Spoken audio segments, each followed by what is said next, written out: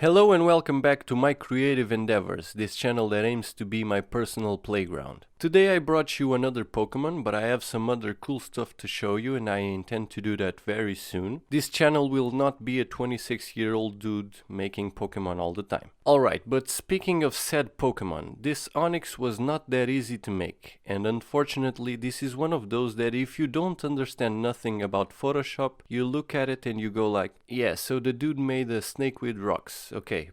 Pretty cool. But if you do understand Photoshop, this becomes increasingly interesting, I assure you. Let me show you the process then. I started with the composition. I found a rocky desert picture, flipped it so the lighting matched my needs, and also kept in mind the plan I had, which was to try and make ONIX appearing from some kind of burrow, and to make him look like he was made of the same rocks as the environment. Then I did what I usually do, made the background less distracting, and duplicated the reference subject and reduced the opacity so I could work in the middle of those layers and see the shapes I needed to make. The first ones were very simple. I just made a white layer and masked it using the pen tool and did the exact same thing for the pupils. But I gave it my own touch by making them more like reptile eyes, since ONIX is like a giant snake or something. I mean, it's just a bunch of rocks, but still. Then I moved on to the fun, but also not so fun part about this. Like I just said, ONIX is basically rocks, so I just started to warp and chop up some rocks with the shapes I needed. And I went into this after making this Rhyhorn, which is still one of my best art pieces, so I was pretty confident that this was going to work. And that, my friends, was the moment Photoshop just slapped me in the face and said, no.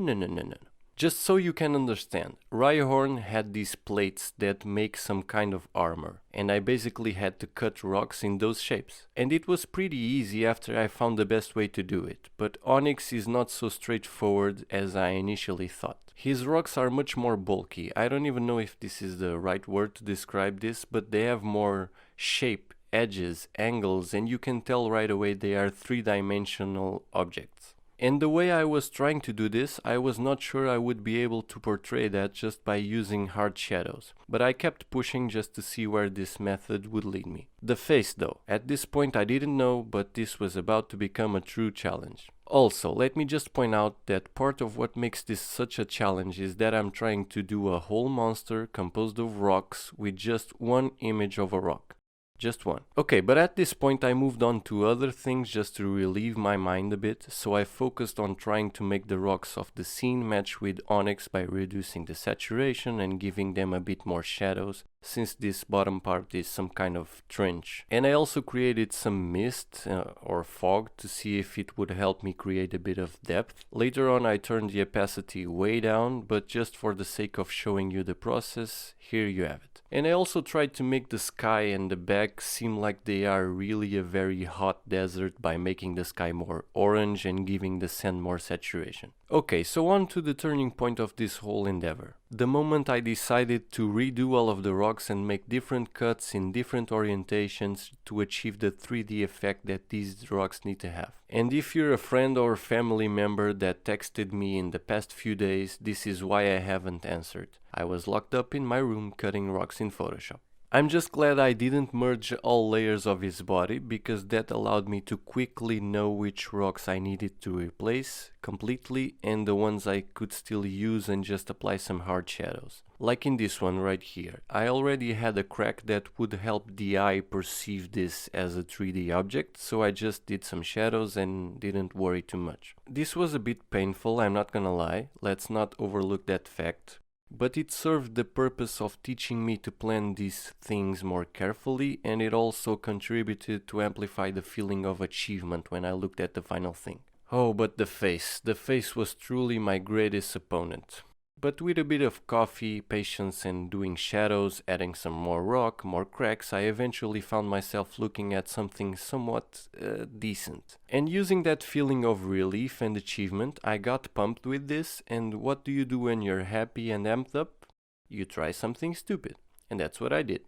I found this image online of a baseball player throwing a ball. Went over the painful process of tracing him out using the pen tool, and remember, this is the true speed I do these shenanigans.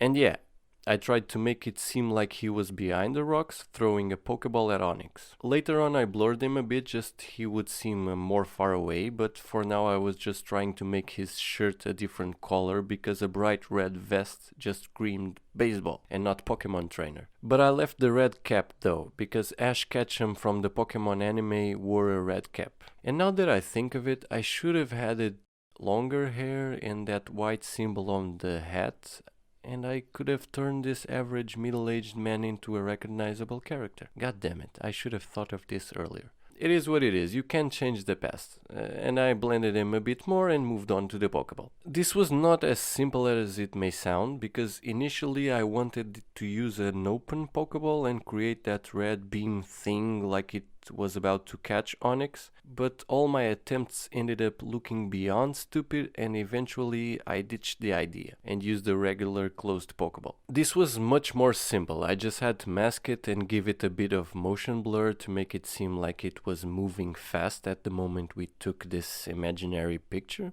Gave it some shadows, and there you go. Now, back to the main subject of the scene.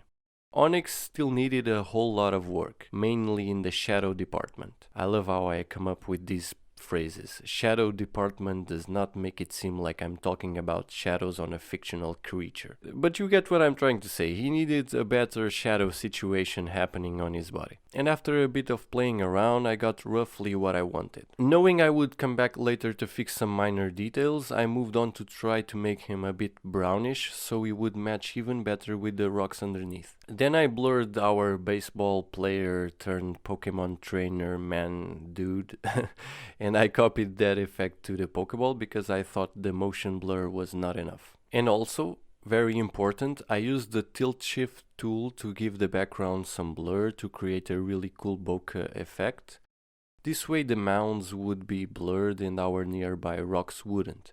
Then I fixed some random things cause I was still struggling with the mist and how I wanted it to be in the end. Now, one of my favorite parts is when I truly play around with ideas and try to make this a bit far-fetched but also cool in my opinion. In this one I wanted to make it so it would seem that ONIX was raising from his sleep. Like he was hiding and this trainer woke him up and that made ONIX a bit angry. So for that I needed something that would represent his bad mood. Hence this dusty dragon breath I gave him.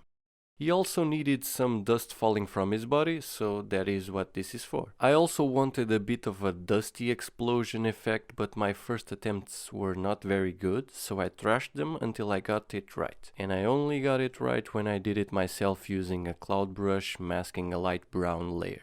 This is a very cool and easy method to create smoke, dust or fog. I just love it and use it all the time. I even created several cloud brushes of my own so I could use different ones in different situations. But yeah, I continued down the path of improving some minor details like the horn shadows here. I'm very perfectionist with the stuff I know I can do right. When I know I can do better, I will improve it. When I know I can't, I usually try other techniques or just try to make those worst parts not show as much. Another thing I did, I think really landed pretty well in this image, was to use some rocks that made it look like ONIX was really rising from the dirt and bringing a lot of debris with him. I also gave his breath some rocks as well. It made him look more scary and honestly, in my opinion, really looks like a Pokemon attack represented in real life. I'm not an avid Pokemon player, but this could be like Rock Smash or Rollout or something, I don't know. If you're a Pokemon fan, let me know some Poke moves that fit this. Oh, and I also used some rocks to create that explosion effect I was talking previously. I used some random rocks, changed their color and masked them so some of them would be behind ONIX to create a 3D effect and moved on to the one final thing, which was to merge all the layers and apply a camera raw filter. This is basically the part when you take the image you created and edit it like a normal photograph. You can mess around with contrasts, white balance, highlights, etc. And I was pretty happy to find that I could still have ONIX match the rocks around him and make him more grey. Because originally ONIX is grey and not brown, so this improved my work very much. I added my tag and there you go, the final art piece. Let me know what you think in the comments below. I read all of them, and I'm pleased to know that you have been enjoying this type of content. Thank you very much. Hit the subscribe thingy, share this with your friends, and I'll see you in the next video.